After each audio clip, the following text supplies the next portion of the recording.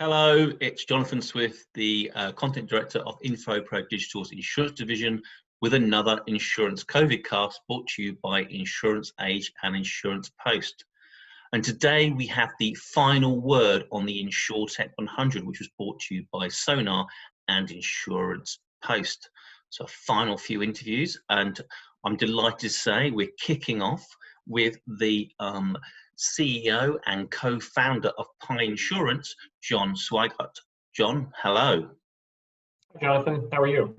I'm okay. How are things in Washington DC? I'll take it by the background there. The background. Things have been very interesting in Washington DC over the last couple weeks.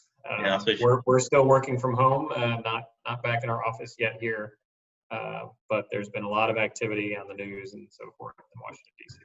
I was going to say, yeah, you are kind of heart, I suppose, of the Black Lives Matters demonstrations, or some of them at least, there in Washington. Yeah, absolutely. It's been very exciting. Okay, well, I think first things first, it's probably worth reflecting on the last 12 months. I mean, how have the last 12 months been for Pi Insurance? I know you've had some big news recently with the raise and I think the announcement of an insurance carrier, but actually I'll leave you the floor for you to explain all that. Yeah, it's been a tremendous period of growth for us.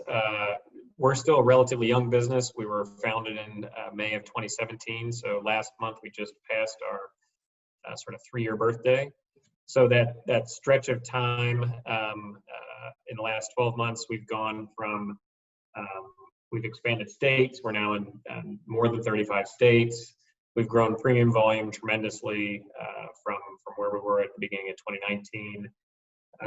Customers, distribution channels, we sell directly to small businesses. We also sell through agents. We've added a tremendous number of agents and are continuing to expand on that front as well. We have launched new parts of our technology, especially focused on that agency channel. And as you referenced, we are beginning those steps of a long-term transition from being a pure MGA into controlling our own policy issuing companies, which we think is an important aspect for our long-term value creation. And we have some great new partners that are going to enable us to do that. So we'll be forming insurance companies as well as purchasing shell companies. And speaking of, I suppose, incumbent insurance partners, how you find working with traditional insurance players? And obviously, you know, as an Insurtech, originally there was this talk about disruption, but it now seems to be much more around partnership. Is that the same for Pi Insurance? It is. So Insurtech is a very broad sort of overall coverage space, and we partner with the traditional distribution channels in terms of independent agents selling Pi Insurance as a workers' compensation coverage for their customers. We partner with some other players so that today we only offer workers' compensation insurance ourselves that we actually underwrite, but we're partnering with some other companies to offer other products as well, and we're expanding that. So it's kind of cooperate with some, compete with others, cooperate and compete with others. It's a blended mix of working with different folks and doing different things in the environment. We think it's very important to partner with independent agents because in the commercial lines distribution in the U.S., it's almost 100% independent agents or something very near that. Where I come from actually a personal lines background. I spent 13 years at Esurance before this, which is much more direct, captive agent, independent agent, sort of mixed across the different spectrum. In commercial lines, it's very significantly done through independent agents, and we think that's an important part. You know, they serve a very necessary part of the overall structure for some businesses. Commercial coverages are generally a little bit more complex than personal coverages, and so having that agent support you as a small business owner for many people is a great choice. I also believe that there's not a monolithic viewpoint of how customers, whether they're individual consumers or small business owners, want to do things. And so some are comfortable buying directly from companies and they can buy directly from Pi. Some want to use agents. And I don't think that's reality is going to change in the future. I think there will always be a place for independent agents. And I think there'll be probably a growing presence of customers that want to buy direct.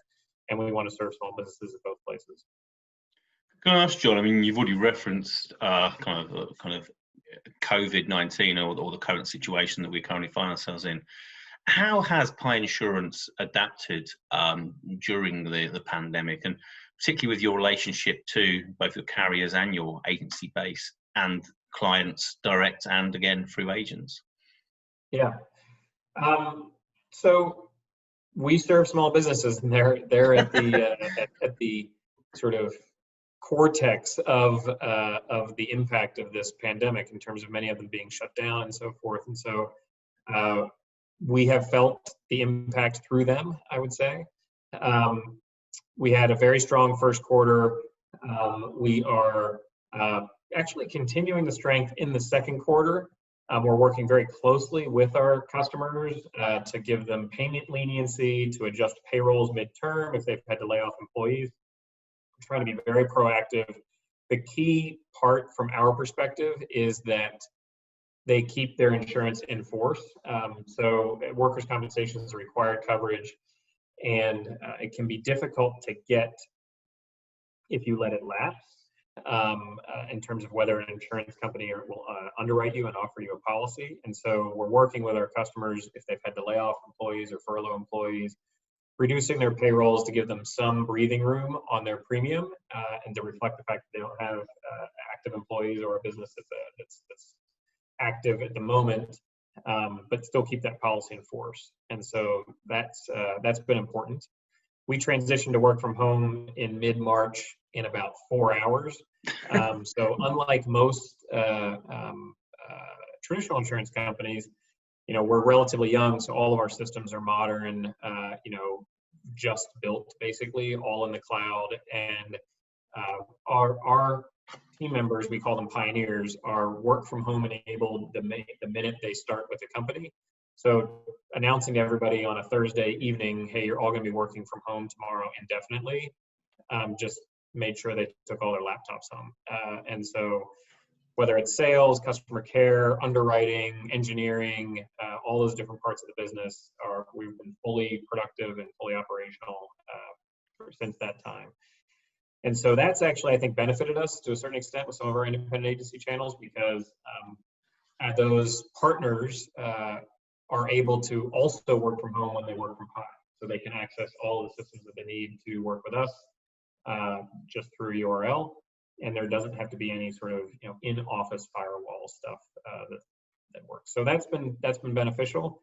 We think we saw a bottoming in kind of late April, I would say, and are beginning to see things climb back out. We're continuing to add agencies. We're growing a bit on the direct side as well. And so from our look, it looks like things are starting to return, but we're not quite back to the pre-COVID levels yet. And obviously, you might have changed your plans from post-COVID to pre-COVID, and you've already hinted, I suppose, with the fundraise about some of your plans. But what can we expect from Pi Insurance over the next 12 months? What are your plans? Yeah, continue to expand our agency footprint. So we look to have as many as 1,500 agents working directly with Pi by the end of 2020. We are going to file and we believe get approval for our first insurance company, which we call Pi Insurance Company, domiciled in the state of Pennsylvania. Start licensing that up and continue to expand on the long-term vision of automating the processes around small business insurance. So the personal lines world, where I come from, very, very automated. There's a whole ecosystem around supporting kind of the automated delivery of quoting and sales. You've got, API accessible clue and MVR reports. You've got systems that sort of return to you what are all the vehicles in the household, or lots of information about the home itself if you're doing home insurance. A lot of those types of things don't exist in the commercial lines ecosystem, and so it's a little bit more challenging to automate that. But we think that's where a lot of the value lies, frankly. The big things that we push are algorithmically derived risk match pricing, and then overall more efficient operations such that we can deliver a great customer experience at a lower overall cost than incumbents, which allows us to deliver more value to the customers. And can I ask, John, do you think the commercial lines business will ever be kind of on the same level as personal lines in terms of the kind of automation and a lot of the kind of technologies that you just talked about? I don't know if the ecosystem will get there because there has to be demand for it. I think eventually there'll be more demand. But we will get there. So it'll just be a little bit more, a barrier to entry in a personal lines or personal auto market today is not access to information on the shopper. You can sign up with various different providers and ask your customers a name, birth date, and address, and you'll get everything. You'll get vehicles, you'll get drivers, you'll get current policy information if you're willing to pay for the cost of that stuff. We'll get that similar type of information from customers as well, but we'll have to sort of do that more in a bespoke way because some of the ecosystem is there, but not a lot of it. Okay. Well, John, it sounds like you've got a very exciting 12 months ahead of you at Pi Insurance, so we'll look forward to following these developments with much interest. Thank you very much for your time. Great. Thank you, Jonathan. And there we have it. That is Pi Insurance. We now move to Paris, Europe, and the CEO and co-founder of Shift Technology, Jeremy Jawish. So Jeremy, can you tell me what have been the most significant developments at Shift Technology within the last year? Yes, so during the last year, I'm very proud of the work that the teams have done to drive our market expansion. We have significant expansion in North America, South Africa, Asia, and Europe. It was a big emphasis of our development to really penetrate these geographies, opening offices in Boston, Tokyo, and investing more in our Singapore office. And also what was very important for us in the last 12 months in terms of investment is to really keep investing in our flagship products, which are fraud detection, the platform for fraud detection, and our new platform for claim automation. And the response of the market was highly positive in each geography for both products. And for us, it's very important to be sure that we're on the right path comparing to our strategy.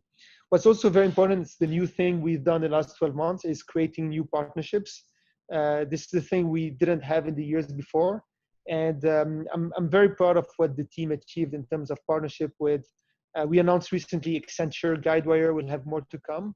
But for us, it's a new way of working by having partners that are linked to our platforms. Jeremy, can I ask, obviously your business is helping or trying to, I suppose, change and shake up traditional insurance processes.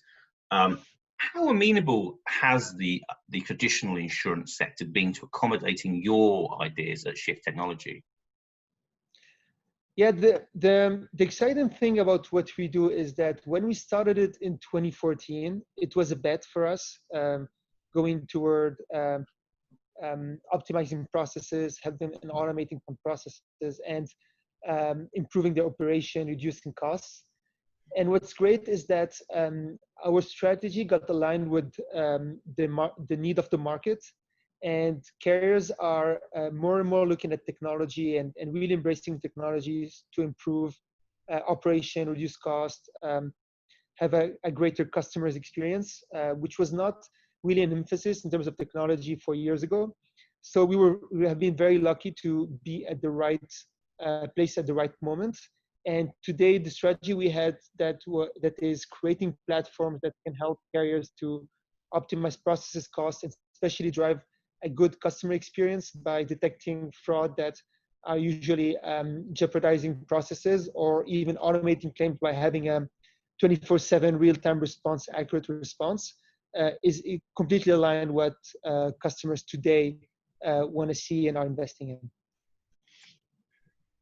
So Jeremy, you've already told me this is your first day back in your office in Paris. How has your business adapted to the whole COVID-19 pandemic in terms of both operationally and also liaising and keeping those kind of that business pipeline, new business pipeline going?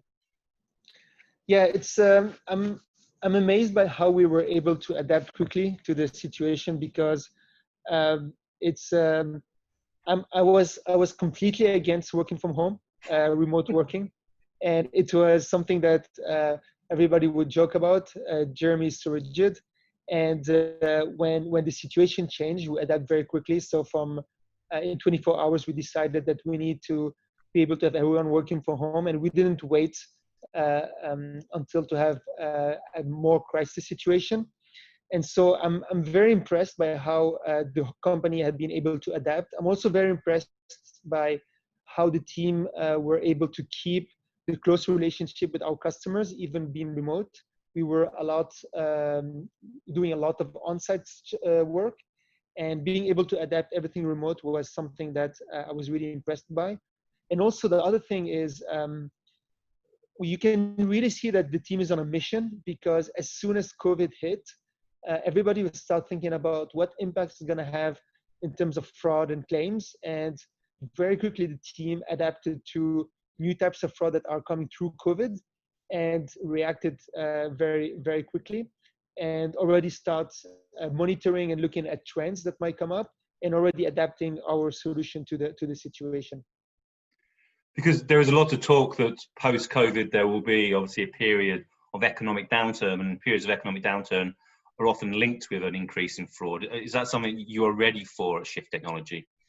Yeah, exactly. We're lucky to have different views of different markets, because we have customers in more than 20 countries, and countries are not affected the same way, not affected the same pace. And we already see that countries that are getting out of the crisis, that the number of fraudulent claims is increasing significantly. Also, types of fraud are changing. Some people are taking advantage of the COVID circumstances to blame some claims they didn't have, or they had different circumstances on the crisis.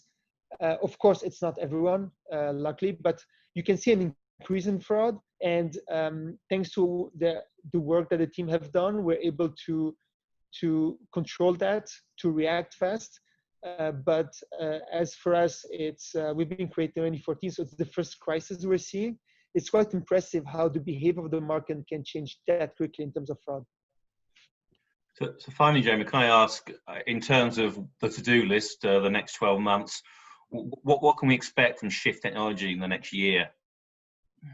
So we have a plan that we're sticking to, even if the crisis hit, which is keep investing a lot in our two big products, leveraging the first partnerships we had to have more partnerships. This is the beauty of partnership that we discovered in the last 12 months. So we're really investing a lot into being able to keep doing partnership, to keep adapting the way we react to crises like COVID, and especially keep evolving our product in order to adapt to all situations. For us, it was a real test as a company, this crisis, and we are getting out of it stronger. And it's also give us history and capacity to show that we can adapt to any circumstances. And what we're embracing is being able to do it more and more, and also be more and more proactive.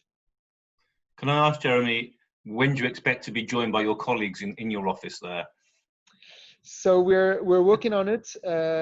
We don't think that the office come back to the office should happen suddenly. So right now we're reorganizing the office. We're putting new guidance, and it's gonna be for those who want to work from office with a limited number of people. And we're gonna start hopefully in 2 weeks. 2 weeks time. Okay. Yeah. Well, best of luck with that, Jeremy, and best of luck for the next 12 months with Shift Technology. It was great talking to you. Thanks very much. Thank you. Thank you very much, Jeremy. So there you have it, the 8th and final one of our Insurtech 100 special COVID casts. In all, we managed to cover 20 of the top 100. So I hope you found at least some of it interesting. As I always say, this is brought to you by Insurance Age and Insurance Post. If you'd like to subscribe or register to either, then please use the tab on the bar at the top, which is just here. Anyway, that's enough for me. Until the next Insurance COVID cast, it's farewell and stay safe, everybody. Cheerio.